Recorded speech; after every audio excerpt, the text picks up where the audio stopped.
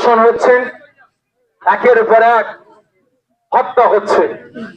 বিশেষ করে আমরা দেখেছি আমার বোন আসিফা, তিনাকে আটকে রেখে 8 থেকে 10 জন মিলে 5 থেকে 6 দিন ধরে দিনের পর দিন ধর্ষণ করেছে। তাকে ধর্ষণ করার পরে হত্যা করা হয়েছে, শহীদ করা হয়েছে। আজকে সেই আমার বোন আসিফা বিচার পায়নি। গুজরাটের মাটিতে শত শত আমার বোনেদের ধর্ষণ করা হয়েছে, তাদেরকে মার্ডার করা হয়েছে। আমার বোন বিলকিস বানি, আজকে তিনাকেও ধর্ষণ করা হয়েছে। আজকে তিনিও বিচার পায়নি। আজকে যদি আসিফা বিচার পেত, আজকে যদি আমার বোন বিলকিস বানু বিচার পেত, তাহলে আজকে যদি মণিপুর কাণ্ডে, সেই মণিপুরে একজন আমার বোনকে ধর্ষণ করে উলঙ্গ করে জনগণের সামনে দৌড় কাটানো হয়েছে, সেই বোন যদি বিচার পেতেন, তাহলে আজকে আমার দেশে, আমার রাজ্যে আজকে অরাজকতার সৃষ্টি হতো না।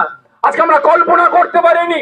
অন্য অন্য রাজ্যে আমরা শুনেছি, দেখেছি, পেপারে আমরা দেখেছি, মিডিয়াতে আমরা দেখেছি, কিন্তু আজকে আমার বাংলায়, আমার বাংলার মহিলারা যেভাবে ধর্ষণ হবে, আমার বাংলার মহিলারা এভাবে খুন হবে, মার্ডার হবে, এটা আমরা কল্পনাও করতে পারিনি।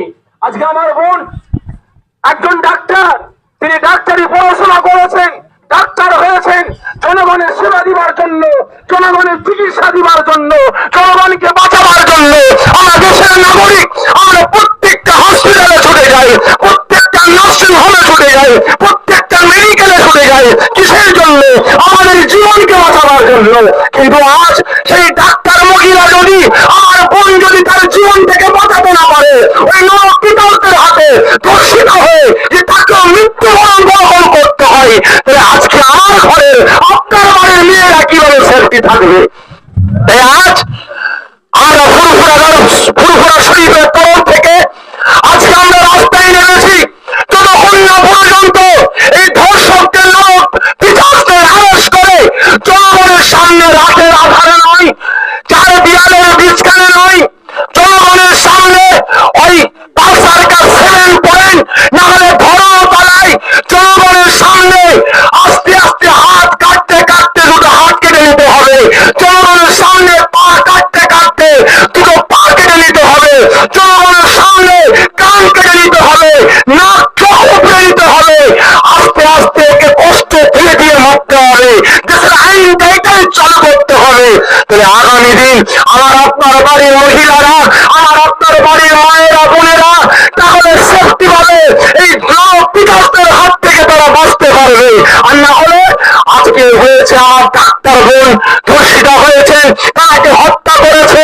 গত কদিন আগে পুরাতনে আমার বোন নার্স, তিনি জনগণের সেবা করতেন, আজকে সেই বোনকে ধর্ষণ করে, ধর্ষণ করে, মার্ডার করে, তার দেহটাকে নষ্ট করার জন্য কেমিক্যাল ফেলে দিয়ে সেই বোনকে জঙ্গলে ফেলে দিয়ে আসা হয়েছে। গত কদিন আগে সেই বোনের লাশ পাওয়া গেছে, এখনো পর্যন্ত আসামিদের আরেস্ট করা হয়নি। আর আরেস্টটা করবে কিভাবে? যারাই রক্ষক তারাই তো ভক্ষক, যারাই তো রক্ষক তারাই তো ভক্ষক। তুই আসিফাকে যদি, আসিফার ধর্ষণ কাণ্ডে যারা যুক্ত ছিল, যে তাদেরকে আরেস্ট করে জনগণের সামনে ফাঁসি দেওয়া হতো। যদি মণিপুর কাণ্ডে যারা জড়িত আছে, ধর্ষণ কাণ্ডে, যে তাদেরকে আরেস্ট করে জনগণের সামনে ফাঁসি দেওয়া হতো। যদি আজ আপনার আমার বোন বিরাটনে যে বোনটা, আপনার বোনটাকে ধর্ষণ করে হত্যা করা হয়েছে, সেই বোনের আসামিগুলোকে যদি জনগণের সামনে ফাঁসি দেওয়া হতো, বোনের দোষীদের জনগণের সামনে ফাঁসি দেওয়া হতো, তাহলে আজকে আমার রাজ্যে আমার বোন, আমার ডাক্তারকে এভাবে ধর্ষিত হয়ে মরতে হতো না। কারণ আমরা দেখেছি তখন বিলকিস বানু, আমার বোন যখন ধর্ষণ হয়েছে, মামলা করেছে, বছরের পর বছর, বছরের পর বছর, তারিখ তারিখ তারিখ দিয়ে দিয়ে দিয়ে দিয়ে বেশ কয়েক বছর কাটিয়ে দিল। কয়েকজন আসামিকে আরেস্ট করেছে, করার পরে দেখা যাচ্ছে ওই আসামিগুলোকে কেন্দ্র সরকার, বিজেপি সরকার ছেড়ে দিয়ে বিজেপির কিছু নেতারা ভুলের মালা নিয়ে গিয়ে ওই ধর্ষকদের গলায় মালা পরিয়ে জেলখানা থেকে নিয়ে গেছে। এখান থেকে আমরা বুঝতে পারছি আজকে ওই বিজেপির সুশ্রীতে সারা পশ্চিম বাংলা নয়, সারা ভারতের মাটিতে আজকে আমার আপনার বাড়ির মেয়েদের চটকে নিয়ে জেলখানাও করা হচ্ছে। যদি এর বিরুদ্ধে আমি আপনি করতে না উঠি, এর বিরুদ্ধে আমি আপনি রাস্তায় না নামি, তাহলে আমার আপনার বাড়ির মেয়েরা আর আপনার বাড়ির বোনেরা এরা সেফটি পাবে না। আমরা দেখেছি স্কুলে মহিলারা যাচ্ছে, রাস্তায় টেটকিরি মারছে, এদের বিরুদ্ধে আমরা কোন রকম স্টেপ নিতে পারছি না। বোনেরা স্কুলে গেছে, কিছু কিছু শিক্ষক বোনেদের উপরে নির্যাতন চালাচ্ছে, এটা হবে কেন? অবিলম্বে এগুলো বন্ধ করতে হবে। যারা দোষী তাদেরকে অ্যারেস্ট করে জনগণের সামনে শাস্তি দিতে হবে। যদি না হয় তাহলে আমরা আগামী দিন আজকে এই তালতলা হাতে দাঁড়িয়ে আমরা প্রত্যেকে শপথ নিই, যতদিন না পর্যন্ত আর কোন ডাক্তার সহ যারা ধর্ষিতা হয়েছেন তাদের দোষীদের অ্যারেস্ট করে ফাঁসি না দেওয়া হচ্ছে, আমরা এই মিছিল থেকে আর উঠবো সারা জীবন দিতে রাজি আছি। কিন্তু এর বিরুদ্ধে আমরা যেভাবে রাস্তায় নেমেছি, আমরা রাস্তা থেকে উঠবো না যতদিন না পর্যন্ত দোষীদের আরেস্ট করা হচ্ছে। রাজি আছেন? রাজি আছেন? আমাদের এই মিছিল আজকে তালতলা হাতেই শেষ নয়। প্রয়োজন হলে আমরা কলকাতার রাজপথ ডাক দেবো, প্রয়োজন হলে আমরা দিল্লিতে যাবো। রাজি আছেন? রাজি আছেন? আমাদের প্রত্যেকের কাছে অনুরোধ করব, এই আজকে রাস্তায় নামলাম, মিছিল করলাম, ঘরে গিয়ে চুপচাপ বসে থাকবো না। প্রত্যেকের হাতে স্মার্টফোন আছে, প্রত্যেকের কাছে আমি অনুরোধ করব, এই মিডিয়ার সামনে আমি আমার দেশবাসীর কাছে, আমার রাজ্যবাসীর কাছে আমি অনুরোধ করব, আপনারা প্রত্যেকে যে রাস্তায় নামতে না পারেন, আপনারা একটা কাজ করুন, কমসে কম প্রত্যেকের মোবাইল থেকে একটা করে জাস্টিস ফর আর্যকর লিখুন, জাস্টিস ফর আসিফা লিখুন, জাস্টিস ফর মণিপুর লিখুন। আপনারা প্রত্যেকে এক একটা পোস্ট করে আপনারা অন্তত প্রতিবাদটা করুন। না হলে আগামী দিন আমার আপনার ঘরের মহিলাদের এরা বাঁচতে দেবে না, এরা বাঁচতে দেবে না। এরা যেমন আমার ডাক্তার বোনকে পশুর মতো খুবলে খেয়েছে, নিজেদের শখ মিটিয়েছে, নিজেদের ইচ্ছা মিটিয়েছে, এরা আগামী দিন আমার আপনার বাড়িতে গিয়ে গিয়ে ওদের খিদা মেটাবে, ওদের আর আপনার ওদের ক্ষুধা মিটিয়ে নেবে, ওদের ইচ্ছা মিটিয়ে নেবে। আমরা বাপ হয়ে, আমরা মা হয়ে, আমরা ভাই হয়ে, আমরা ভাই ভাই করে তাকিয়ে থাকবো, আমাদের বলার মতো কোনো ক্ষমতা থাকবে না। কারণ ওদের পিছনে একটা পাওয়ার কাজ করছে, দর্শকদের পিছনে একটা ক্ষমতা কাজ করছে।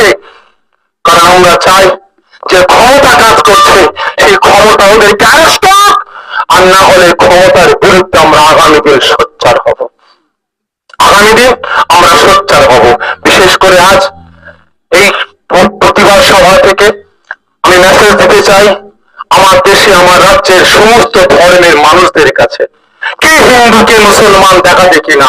আজকে আমাদের এখানে আমার হিন্দু মায়েরা আমাদের পায়ে পা মিলিয়েছেন, মুসলমান মায়েরা আমাদের পায়ে পা মিলিয়েছেন, মুসলমান বোনেরা, হিন্দু বোনেরা আমাদের পায়ে পা মিলিয়েছেন। কিসের স্বার্থে? বিচারের স্বার্থে। কিসের স্বার্থে? আমার মায়েদের ইজ্জত রক্ষার স্বার্থে। তাই প্রত্যেকটা দেশবাসীর কাছে, রাজ্যবাসীর কাছে আমি অনুরোধ করব, আসুন আপনারা প্রত্যেকে অন্যায়ের বিরুদ্ধে গর্জে উঠুন। বিশেষ করে আমি আরো এই আপনার প্রতিবাদ মিছিল থেকে আমি অনুরোধ করব, আমার দেশে, আমার রাজ্যে যারা ডাক্তার আছে, আপনারা তো বিভিন্ন জায়গায় ডাক্তারদের সঙ্গে আমাদের ফোনে আলাপ হচ্ছে, ডাক্তারদের প্রশ্ন করছে আপনারা ট্রিটমেন্ট দিচ্ছেন কেন?